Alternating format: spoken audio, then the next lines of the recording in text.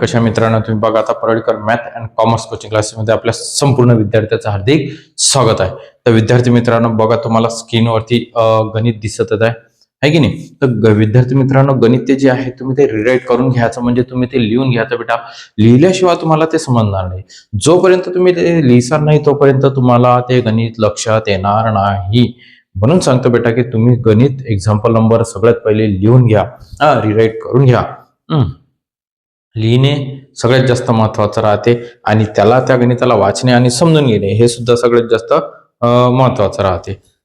तर गणिताचा जो भाग असतो, तर बघा तुम्हाला आता जे गणित दिलेलं आहे तुम्हाला, आहे की नाही. तर गणित माझ्याकडे आहे, तर आता मी तुम्हाला दिलेलं आहे. तर बघा, सुरुवातीला आपल्याला इश्यू ऑफ शेअर चालू केलेला बेटा. आता आपण काय चालू केलेलं आहे? इश्यू ऑफ शेअर्स, आहे की नाही. तर गणितामध्ये BCom second year NEP semester third म्हणजे गणित कोणतं बघताय? Company account, issue of shares. Issue of शेअरचं नवीन चॅप्टर आपलं चालू झालेलं आहे.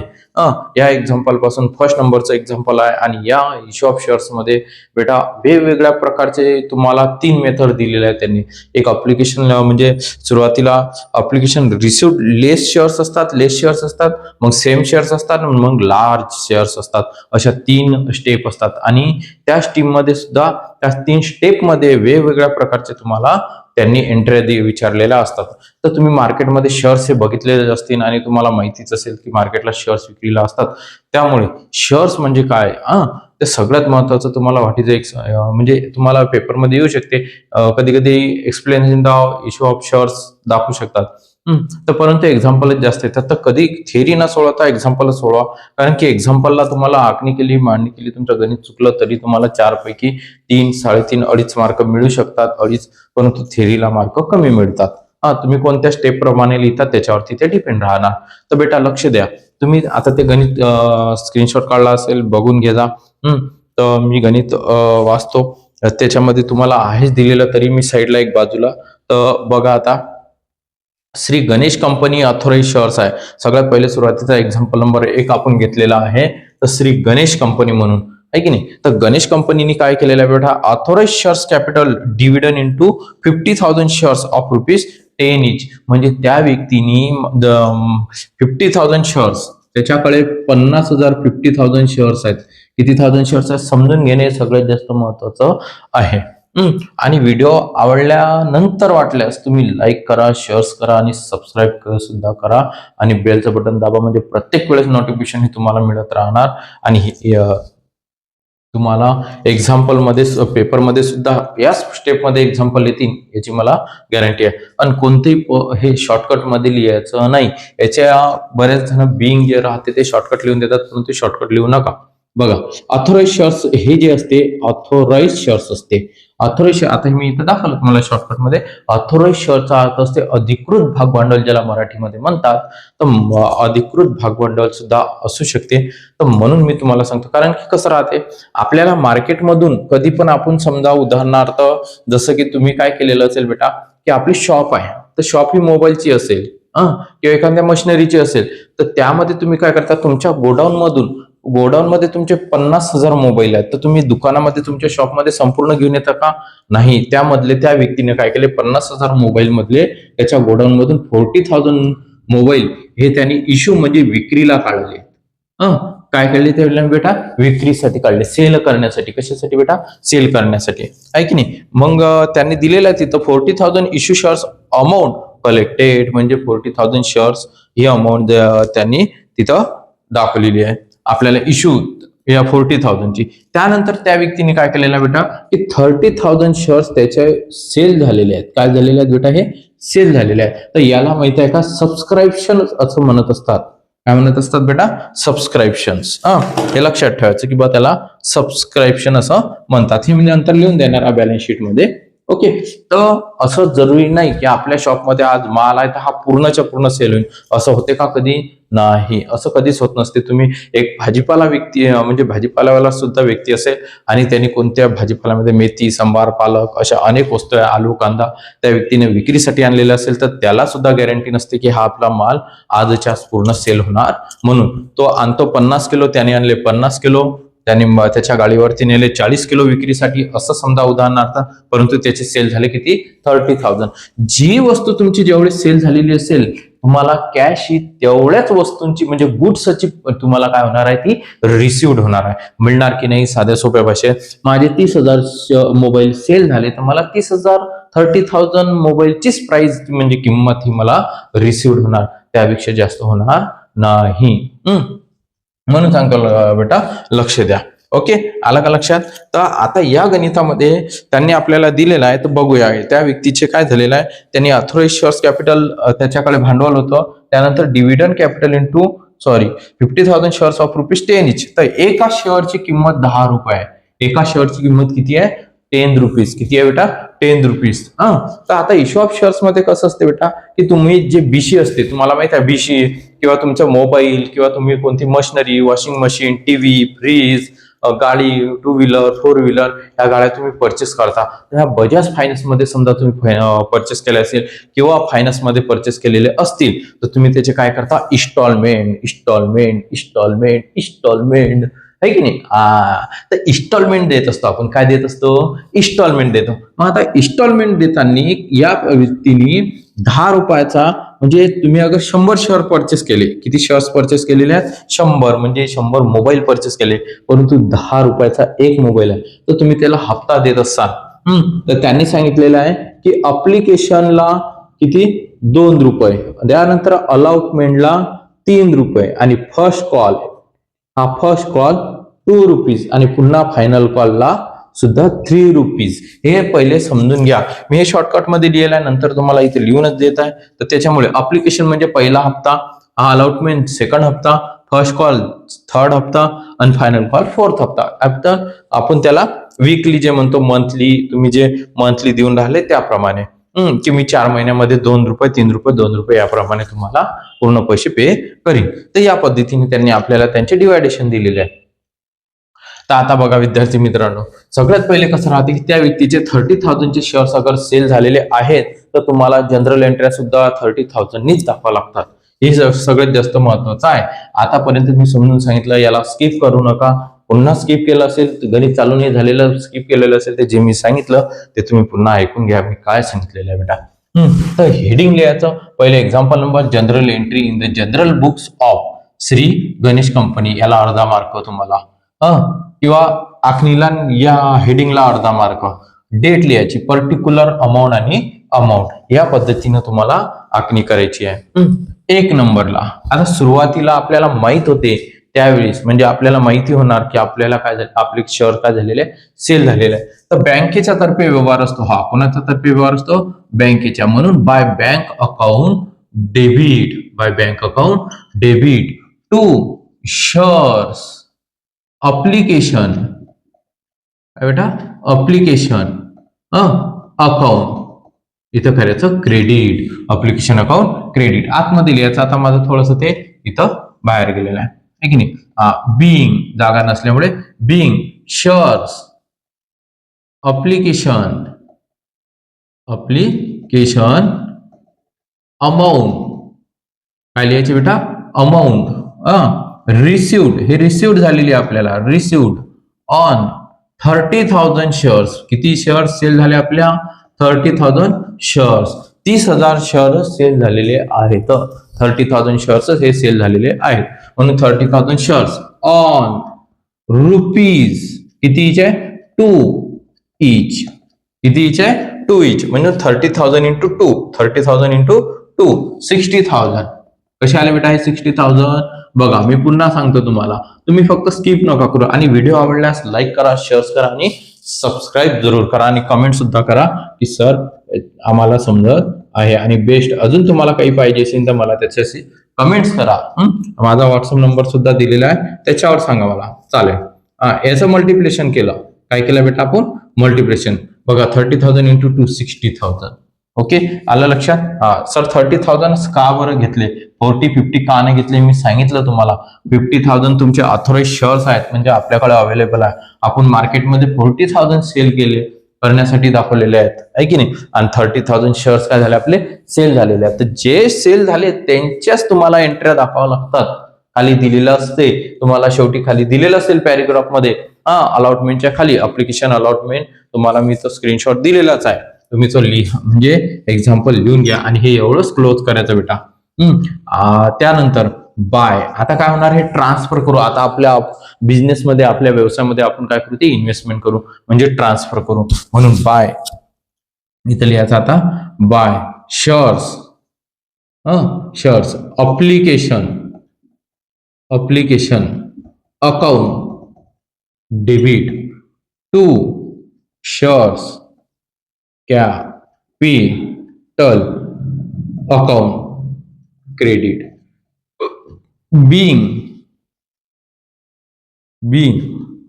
लिहिताना ट्रान्सफर म्हणून दाखव, बिंग शेअर्स अप्लिकेशन अमाउंट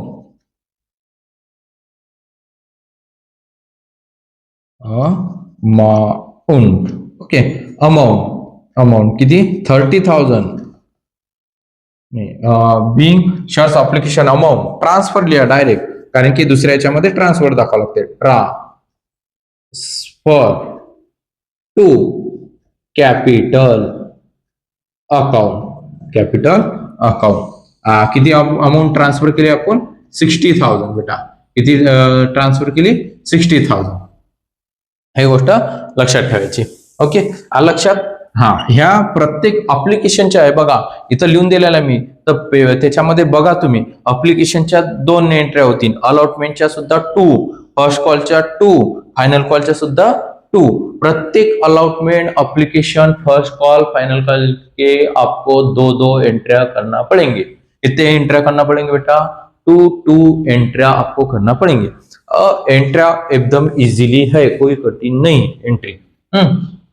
आपल्याला काही हिंदी येत नाही भाऊ, बरोबर, तर बघून घ्या. तर थर्ड नंबरला आता हे एप्लीकेशनच्या एंट्री झालेल्या आहेत. अब आपको कौन सी एंट्री करनी पड़ती है अलॉटमेंट. तर अलॉटमेंटच्या वेळेस आता आपल्याला माहिती आहे की बीसी, जसं उदाहरणार्थ मी तुम्हाला बीसी सांगतो, बीसी 10 व्यक्तींना आपल्याकडे बीसी अगर टाकलेली असेल तर आपण अगर बीसीचा व्यवसाय हा चालवत असू तर आपल्याला माहित असते की बा हे 10 व्यक्ती आहे, भल कोणाला मागसान का तुम्ही नाही. तर भल कोणाला आपण मागत नाही, कोणत्याच व्यक्तीला आपण ज्या व्यक्तीने आपल्याकडे बीसी असेल त्याच व्यक्तींना आपण काय करू, त्यांना डिमांड. काय करताना बेटा तुम्ही डिमांड, त्यांना आपण काय करावं लागते डिमांड. मग डिमांड करताना बघा मग बाय कोणता by shares allotment, by shares allotment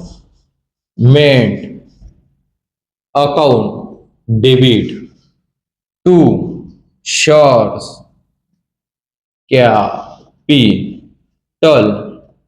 account credit. Being shares allotment amount.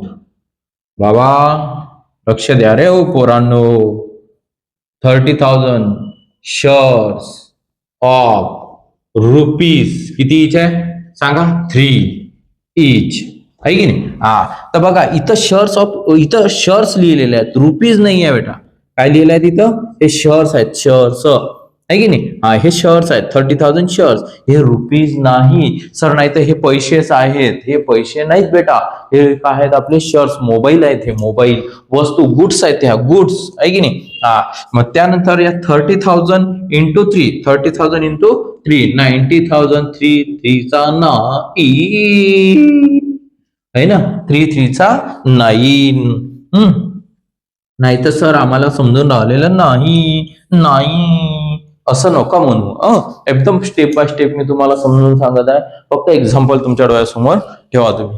4th नंबरला आता हे काय होणार आपल्याला, सॉरी बघा आता इथं चुकलं आपलं, बिंग शेअर्स अलॉटमेंट अमाऊंट, इथं डिमांड पाहिजे बेटा. काय पाहिजे इथं डिमांड. डिमांड राहिलं लिहायचं डिमांड, कारण की आता आपण काय करणार आहोत ते डिमांड करणार आहोत. हे शेअर्स अलॉटमेंट, हे अलॉटमेंट अमाऊंट डिमांड, इथं डिमांड लिहायला लागते, डिमांड 30,000 शेअर्स ऑफ रुपीज किती 3 इच. असं दाखवायचं बेटा. डिमांड लिहिणे आवश्यक आहे तुम्हाला. काय लिहिणे आवश्यक आहे? Demand. Shares allotment amount. Demand on. इथं ऑन. हे ऑन 30,000 शेअर्स ऑफ ₹3 इच. लक्षात आलं? बघा हे इथं लक्ष देता. ओके. फोर्थ नंबरला आता हे रिसिव्ड होणार आहे. आता आपल्याला काय होणार आहे बेटा? रिसिव्डची एंट्री होणार आहे की नाही? मग रिसिव्डच्या वेळेस काय करावं लागेल आता आपल्याला? बाय कोणाकडनं रिसिव्ड होत असते?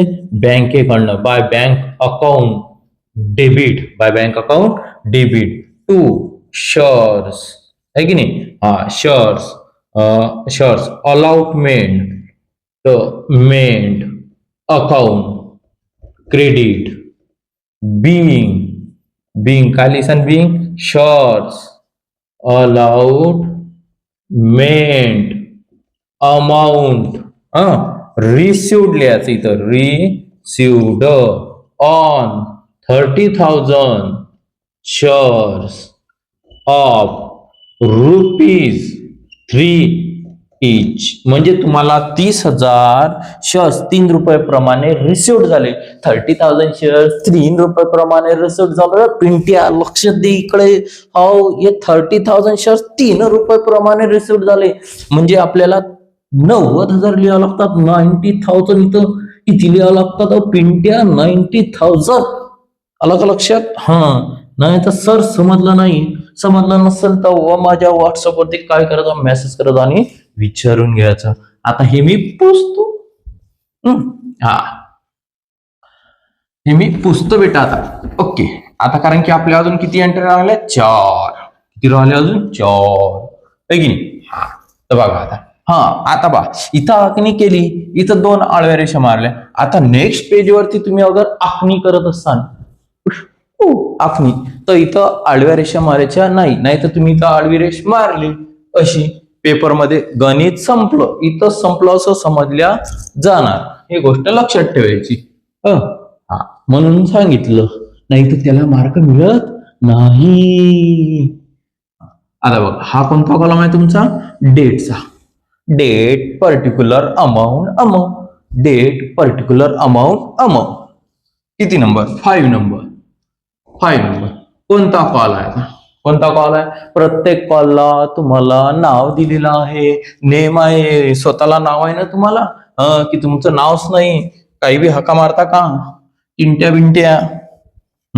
आता कोणता कॉल आहे बघा? First call.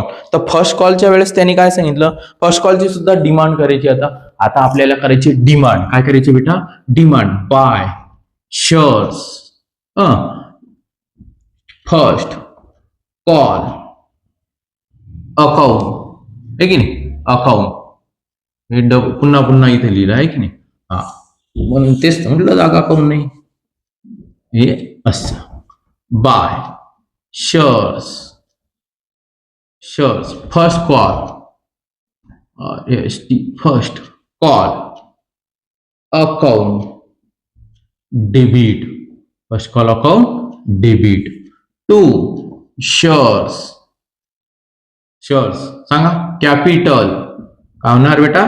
Capital account credit. Copy paste entry आहे. काहीच फरक नाही त्याच्यामध्ये. फक्त इथं कॉपी पेस्ट करायचे आहेत. बघा आता सांगतो. बिंग. आता आपण काय करणार आहोत? डिमांड करू. काय करू आता आपण? डिमांड. भाऊ पैसे द्या आमचे. आता आला म्हणजे तुमच्या 2 तारखेला तुमच्या अकाउंट मधून पैसे कटतातच. नाही तर मग पेनॉल्टी लागते. काय लागते? पेनॉल्टी आहे की नाही? म्हणून बघा मग पेनॉल्टी लागली नाही पाहिजे म्हणून आपण काय करतो? भाऊ पहिल्या हप्त्याची सोय. Being shares first call amount demand on 30,000 shares of rupees. किती रुपीज? 2 इच. तरी 2 इचचा कॉल आहे. फर्स्ट कॉल पाहून घ्या. तिथं दिलेलं आहे तुम्हाला 2 इच म्हणून कॉल आहे की नाही? तर ते लक्ष देता थोडस. तुमच्याकडे आहे फर्स्ट कॉल त्या दिलेला. वाटल्यास मी तुम्हाला एक वेळा हे दाखवून देतो. बघून घ्या. आता हे माझ्या रजिस्टर मध्ये हे बघा. हे 50,000 शेअर्स होते. हे 40,000 इश्यू म्हणजे विक्रीला काढलेले आहेत. अप्लिकेशन 2 आहे, अलॉटमेंट 3 आहे, पोस्ट कॉल 2 आहे आणि फायनल कॉल सुद्धा किती आहे 3 आहे. आणि इथे लिहिलेलं अप्लिकेशन रिसिव्ड फॉर 30,000 शेअर्स आहे ना. And all the application letter accept म्हणजे सगळे लेटर एक्सेप्ट झाले, त्या व्यक्तीने सगळे लेटर एक्सेप्ट केले. और अलाउ ऑल अमाऊंट रिसिव्ड म्हणजे त्या व्यक्तीला ऑल अमाऊंट रिसिव्ड होणार आहे. Give the general entry in the company books and prepare a balance sheet म्हणजे आपल्याला प्रिपेअर बॅलन्स शीट तयार करायची आहे. तर बघूया आपण. गणित मोठे असतात अकाउंटचे, त्याच्यामुळे थोडंसं लेक्चर थोडं मोठं राहते. 30,000 इंटू 2 किती येतात 60,000. नाही तर सर बस लिहिलं आणि भरभर सांगून दिलं बघा आपल्याला काही ते पटत नाही. तर तुम्हाला समजेल असं आपल्याला पटते. By bank account debit. पहिलेच तर मार्क खूप मोठे झालेत आहे की नाही. 30 मार्काचा पेपर झाला. तर 100 मार्काचे पेपर होते 30 करून ठेवले आता. By shares first call account credit. डोक्यावरचं वजच कमी केलं तुमच्या त्यांनी विद्यापीठाने. Being shares up by first call amount received लिहायचं बेटा. काय रिसिव्ड, कारण की आता रिसिव्ड होऊन आले ना आपल्याला म्हणून रिसिव्ड ऑन 30,000 शेअर्स आहेत ते शेअर्स ऑफ ₹2 इच. तो हप्ता काय झाला आपल्याला बीसी काय झाली रिसिव्ड झाली. तुम्ही पहिली बीसी असेल तर काय करसान डिमांड काय करावं लागेल तुम्हाला बेटा ती डिमांड करावं लागेल आहे की नाही. मग 7 नंबरला प्रत्येक याच्या मी सांगितले आपल्याला 4 ट्रान्झॅक्शन दिलेले आहेत. तर 4 याच्या प्रत्येकाच्या 2 एंट्र्या. तर एकूण किती 8 एंट्र्या होती. तर आता ह्या दोन्ही एंट्र्या कॉपी पेस्ट करायची. काय करायची कॉपी पेस्ट. भाजीच्या मसाल्याची पेस्ट आहे की नाही.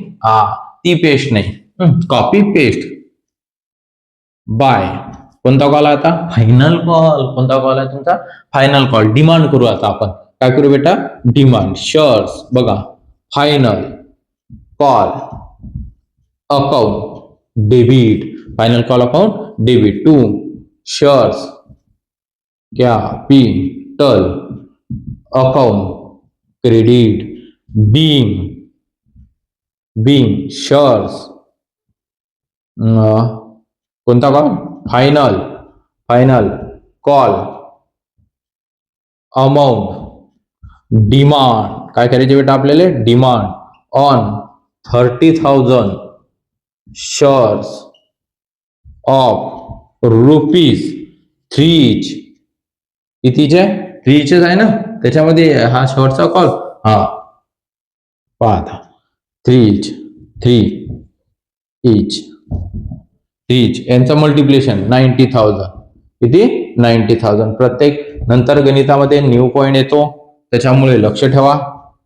आता 8 नंबरची एंट्री. किती नंबरची एंट्री बेटा 8 नंबरची entry. Bye bank account debit. तुम्हाला गणित समजून घ्यायचं असेल तर पूर्णच बघावं लागेल. नाही तर तुम्ही म्हणता आम्ही स्किप करतो तर तसं चालणार नाही. By to shares first call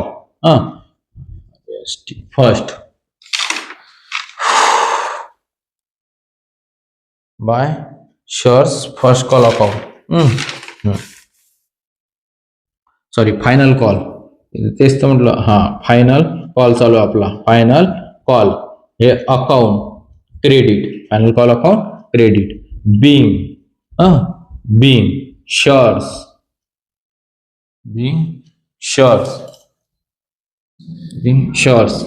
final call amount. हे डिमांड केली. काय केली होती आपण डिमांड म्हणजे मागणी. आता कोणाला मागणी केली received on 30,000 shares of ₹. कितीचे 3 each. Okay बेटा. हे किती 90,000.